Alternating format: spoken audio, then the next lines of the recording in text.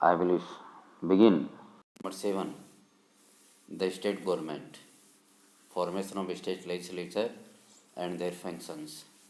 आज हम नया अध्याय 7 शुरू करेंगे। 7 राज्य सरकार, उसका गठन और उसकी कार्यप्रणाली। संविधान के तहत आर्टिकल 168 के तहत जो विधायिका है उसके बारे में उल्लेख है कि किस प्रकार से गवर्नर के माध्यम से 1 या 2 सदन चलेंगे। हमारे यहाँ विधानसभा को इंग्लिश में लेजिस्लेटिव असेंबली बोलते हैं और विधान परिषद, कुछ राज्य में आपको पता है विधान परिषद भी है, उसे लेजिस्लेटिव काउंसिल भी बोलते हैं। हमारे यहाँ राजस्थान में जो विधानसभा है और हमारे यहाँ विधान परिषद नहीं है, और इस बार वैसे भी आपके सिलेबस में विधान परिषद का उल्लेख नहीं है। 7 स्टेट्स है जहाँ विधान परिषद है, बाई कैमरल हाउस है, द्विसदनीय सदन है। उत्तर प्रदेश, जम्मू कश्मीर, महाराष्ट्र, कर्नाटका, बिहार, आंध्र प्रदेश, तेलंगाना, और बाकी जगह यूनिकैमरल मतलब एक सदनीय है। हमारे यहाँ जो सदन है उसमें मुख्य होता है गवर्नर, उसके बाद लेजिस्लेटिव असेंबली जिसे हम प्रथम सदन बोलते हैं या लोअर हाउस, और लेजिस्लेटिव काउंसिल है जिसे हम द्वितीय सदन या अपर हाउस बोलेंगे। लेजिस्लेटिव असेंबली का गठन किस प्रकार से होता है ये आप देख लीजिए। नंबर ऑफ मेंबर्स, तो आर्टिकल 170 के अनुसार मैक्सिमम 500 और मिनिमम 60 सदस्य होते हैं, और प्रत्येक राज्य का भौगोलिक परिस्थिति अलग अलग होती है और वहाँ एरिया बांट रखा है कितनी सीट होगी। यदि मैं राजस्थान की बात करूँ तो यहाँ लेजिस्लेटिव असेंबली में 200 सीट्स है। रिजर्वेशन भी होता है, SC ST के अनुपात में आरक्षण जनवरी 2020 तक इसको बढ़ाया गया था। यदि गवर्नर है, उसको लगता है कि इस राज्य में एंग्लो इंडियन कम्युनिटी भी है, तो उनके सदस्य भी नॉमिनेट कर सकता है। इलेक्शन प्रोसेस, चुनावी प्रणाली, तो ये इस प्रकार से है। हमारे संविधान में दे रखा है एरिया बांट के। क्वालिफिकेशन फॉर द मेंबर्स, क्या क्या क्वालिफिकेशन होनी चाहिए मेंबरशिप के लिए।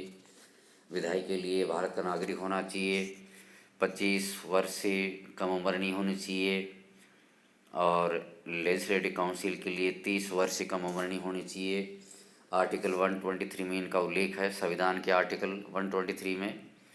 और किसी लाभ के पद पे नहीं होना चाहिए, और भारत के किसी कार्यालय में उसकी नौकरी नहीं होनी चाहिए। दिमाग से संतुलित होना चाहिए वो, और न्यायालय के द्वारा उसे अपराधी घोषित नहीं किया हुआ होना चाहिए, और किसी विधानसभा का वो सदस्य बन सके ऐसी पूर्ति पूरी कर सके। टर्मिनेशन ऑफ मेंबरशिप, किसी विधायक को कब हटाया जा सकता है, जब वह दोनों सदनों के लिए चुना जाए तो एक सदन से उसे इस्तीफा देना पड़ेगा। और दूसरा, यदि वो विधानसभा में एब्सेंट है तो 60 दिन से पहले, यदि 60 दिन तक एब्सेंट रह जाए तब तो दिक्कत है, या उससे पहले उसको अनुमति लेनी पड़ेगी हाउस से।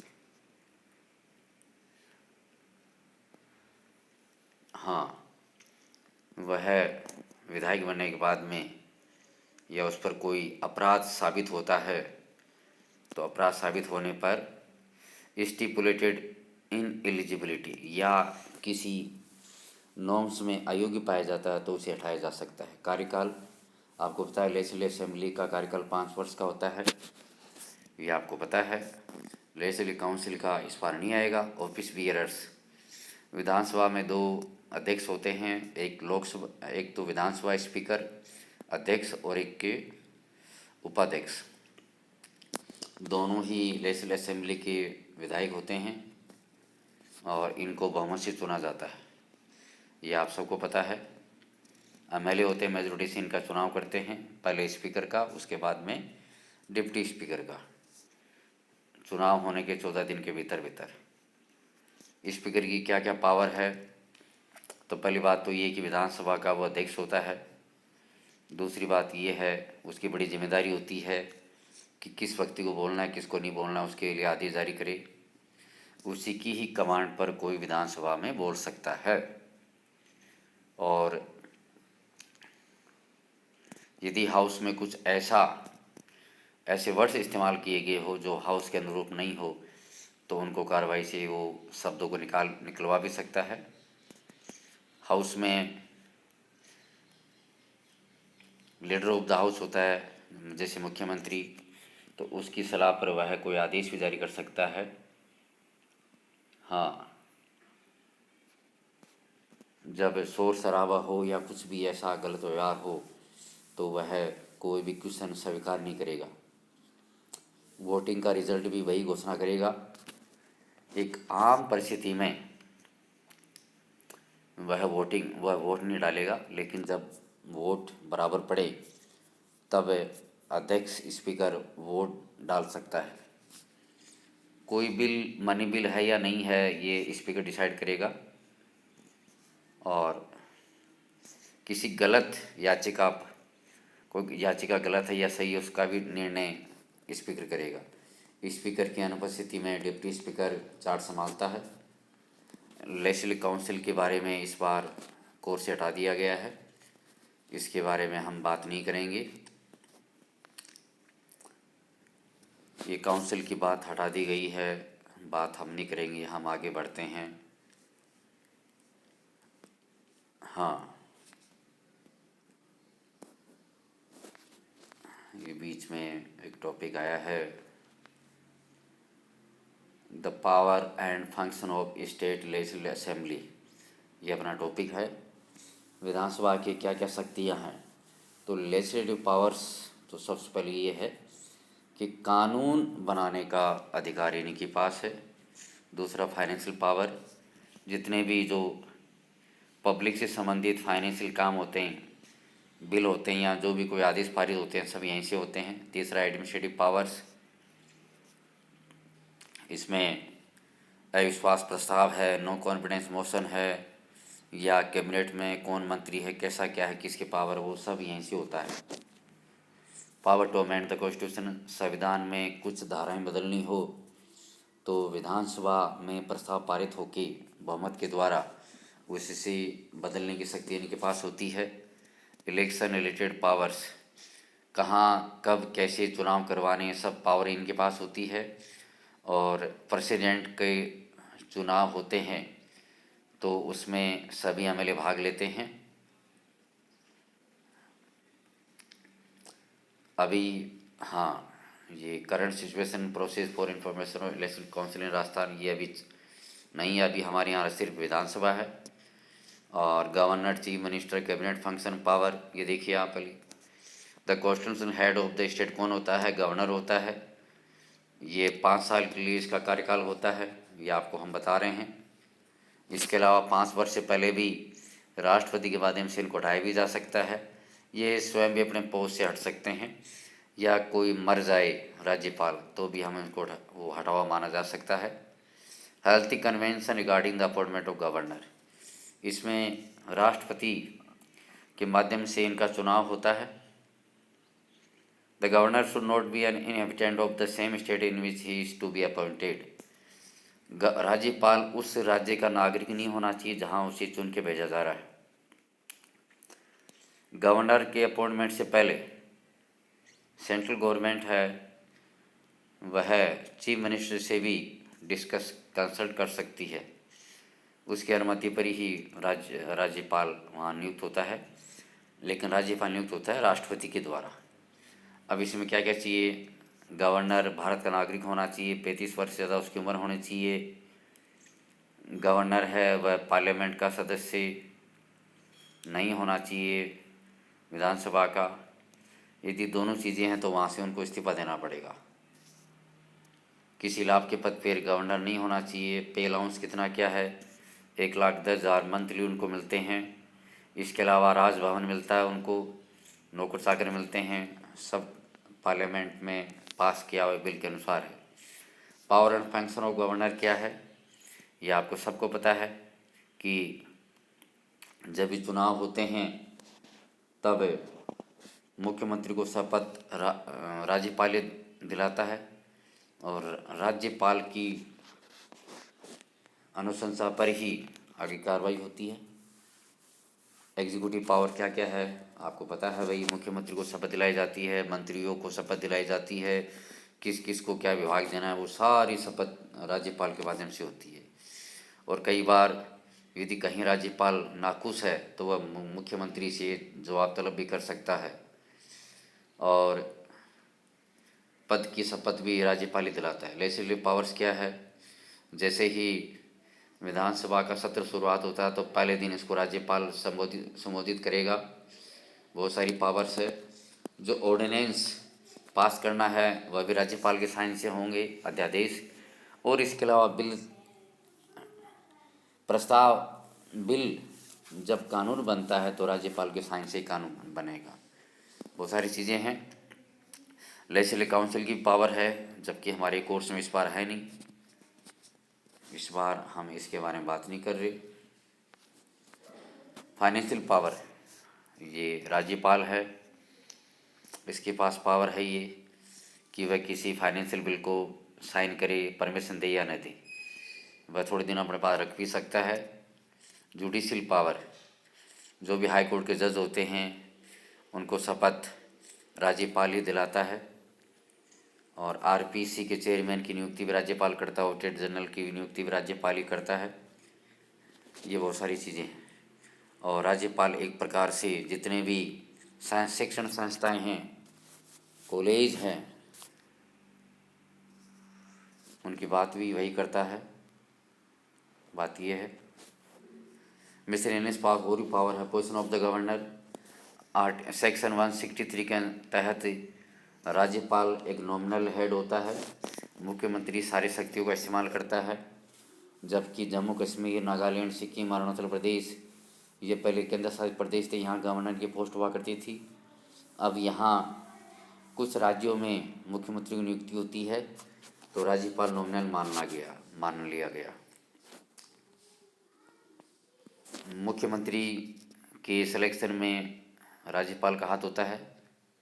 मंत्रिमंडल भी राज्यपाल के प्रति उत्तराधिकारी होता है। लेजिस्लेटिव असेंबली है, इसको भंग भी वही करता है, उसके आदेश से भंग होते हैं। मुख्यमंत्री से सूचना मिलती रहती है।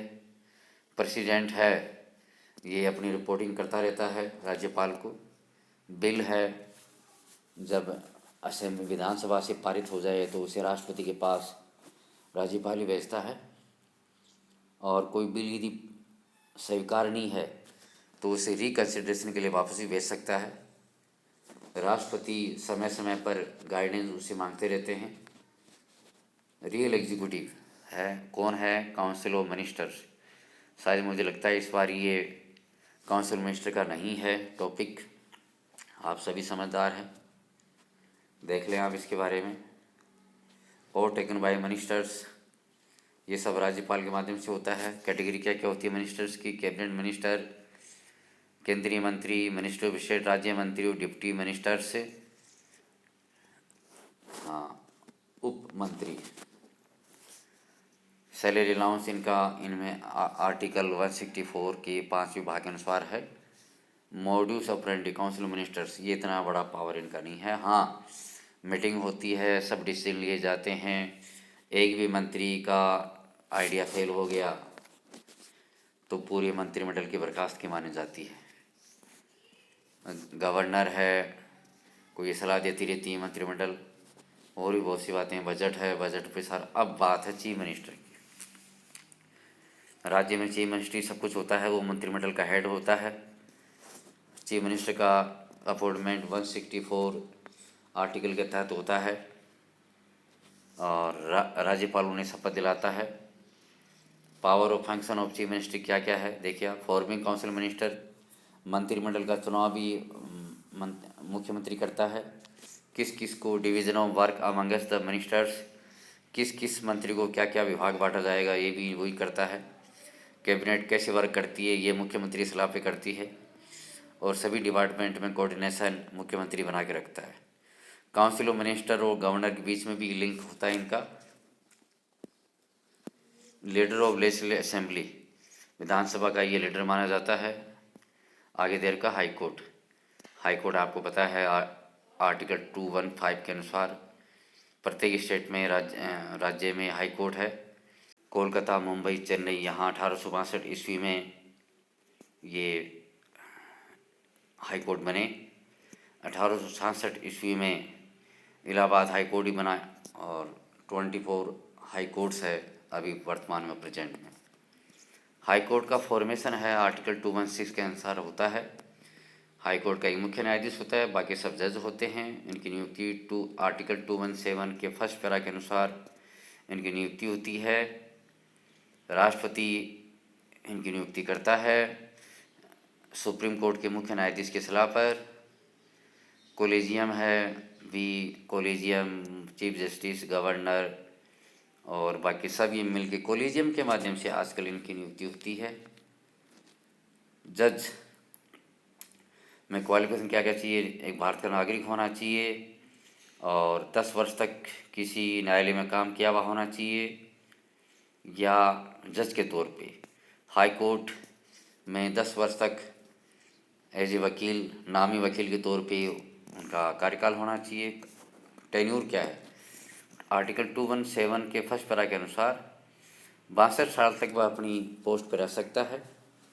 एक जज को एक राष्ट्रपति एक पार्लियामेंट के प्रस्ताव के माध्यम से 2/3 मेजोरिटी से हटा भी सकते हैं या जज राष्ट्रपति को अपना त्यागपत्र भी दे सकता है। 219 आर्टिकल के तहत हाई कोर्ट का जज शपथ लेता है, उसे राज्यपाल शपथ दिलाता है।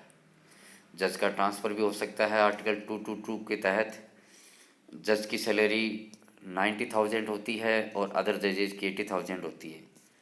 Freedom of high court, high court की कुछ आज़ादियाँ हैं जैसे नियुक्ति में, कार्यकाल में, पार्लियामेंट में और चीज़ों पे वो डिस्कस नहीं करता ज़्यादा।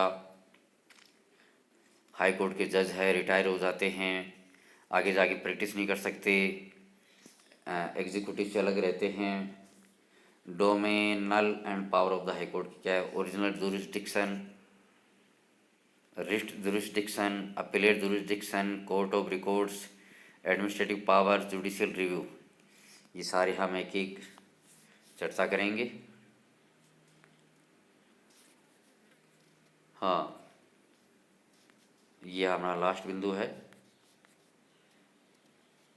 वास्तविक क्षेत्राधिकार, रिट का क्षेत्राधिकार, अपीलीय क्षेत्राधिकार, कोर्ट ऑफ रिकॉर्ड्स, ये हम पहले सुप्रीम कोर्ट में बता चुके हैं। प्रशासकीय शक्तियाँ और न्यायिक पुनरावलोकन। ओरिजिनल जुरिस्डिक्शन में क्या, वास्तविक क्षेत्राधिकार में क्या है, किस किस विषय से संबंधित वो केस ले सकते हैं, ये सब दे रखा है इसमें कि हाई कोर्ट क्या क्या केस ले सकता है। Revenue collection, Admiralty, probate, marriage law, company law, कैसे रिलेटेड टू डाइवर्सी कर सकते। रिट याचिका में क्या, आर्टिकल 226 के तहत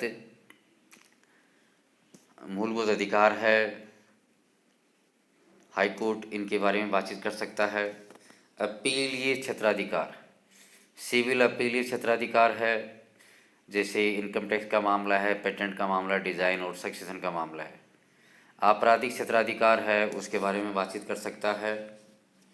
और कॉन्स्टिट्यूशनल अपीलेट जुरिस्डिक्शन, यदि संवैधानिक कोई अपील है उस पर भी हाई कोर्ट केस ले सकता है। Court of record, high court के जितने भी केस है उन सबको लिपिबद्ध किया जाता है आर्टिकल 215 के तहत, ताकि आगे ऐसा कुछ केस आए तो सुनवाई इस तरह हो सके। एडमिनिस्ट्रेटिव राइट्स क्या है, इसके तहत हाई कोर्ट संबंध देना या अपने अधीनस्थ कोर्ट है उनको इन्वेस्टिगेट करना, ऐसे बहुत से कार्य हैं। उसमें ये प्रशासन का कार्य भी करता है। जुडिशल रिव्यू, न्यायिक पुनरावलोकन, कुछ ऐसे कानून जो पुराने पड़ गए हैं उनमें बदलाव के लिए भी ये अधिकृत है। Executive and the state judiciary is known as the state government. हाँ, ये सब मिलके लेजिस्लेचर, एग्जीक्यूटिव और स्टेट जुडिशरी मिलके राज्य सरकार बना, राज्य शासन मिलके राज्य शासन है, मतलब राज्य की सरकार है। तो बच्चों, इसी के साथ ही मैंने ये चैप्टर पूरा कर दिया। इम्पोर्टेंट पॉइंट्स है, यदि कुछ आपको लगा अच्छा है तो इसे आप हाईलाइट करें, इसको मेरे वीडियो को ज़्यादा से ज़्यादा लाइक करें और अपने मित्रों के बीच में इसको शेयर करें, ताकि अधिक से अधिक बच्चे इनको पढ़ सकें। और कोई आपकी समस्याएं हैं, आप मुझसे कमेंट के तौर पे पूछ सकते हैं। मुझे बहुत अच्छा लगा, मैं आप लोगों के एक एक चैप्टर क्लियर कर रहा हूँ। आज 7वां चैप्टर कंप्लीट हो गया। मैं चाहूँगा कि 30 मई से पहले पहले सारे चैप्टर आपको क्लियर कर सकूँ। Thank you, have a nice day.